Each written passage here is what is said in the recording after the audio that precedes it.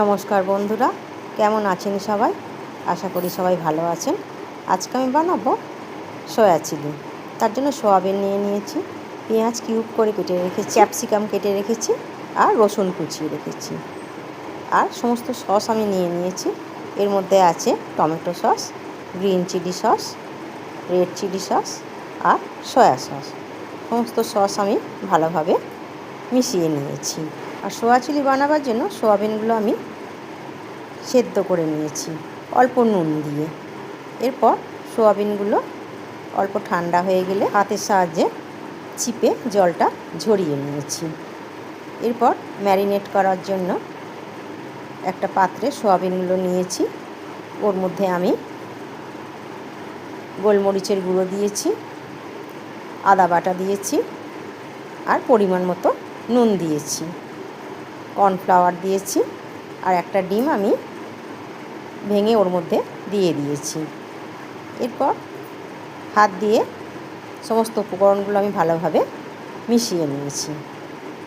তারপর কড়াইতে তেল গরম হতে দিয়েছি। তেলটা গরম হয়ে গেলে একে একে ম্যারিনেট করে রাখা সোয়াবিনগুলো আমি দিয়ে দিয়েছি। ভালোভাবে নাড়াচাড়া করে লাল লাল হয়ে গেলে তুলে নিয়েছি। ওই কড়াইতেই রসুন কুচিগুলো দিয়ে দিয়েছি। রসুন কুচিগুলো একটু ব্রাউন হয়ে গেলে ওর মধ্যে পেঁয়াজ কুচিগুলো দিয়ে দিয়েছি। আবারও নাড়াচাড়া করে পেঁয়াজগুলো লাল লাল হয়ে গেলে ওর মধ্যে আমি ক্যাপসিকাম কুচিগুলো দিয়ে দিয়েছি। সমস্ত উপকরণগুলো ভালোভাবে নাড়াচাড়া করে ওর মধ্যে আমি সসটা ঢেলে দিয়েছি। সসটা নেড়ে ভালোভাবে ভেজে নিয়েছি। তারপর পরিমাণ মতো ওর মধ্যে জল দিয়ে দিয়েছি আর পরিমাণ মতো নুন দিয়ে দিয়েছি। আর ভেজে রাখা সোয়াবিনগুলো ওর মধ্যে দিয়ে দিয়েছি। এরপর ঢাকা চাপা দিয়ে সেদ্ধ হয়ে গেলে তৈরি হয়ে গেল সয়া চিলি।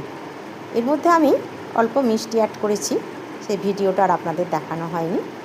আপনারা চাইলে মিষ্টি অ্যাড করতে পারেন, আবার না দিলেও মন্দ লাগবে না। এটা রুটির সাথে খেতে খুবই ভালো লাগে। আপনারা একদিন বানিয়ে দেখতে পারেন। ভিডিওটা কেমন লাগলো কমেন্ট করে অবশ্যই জানাবেন।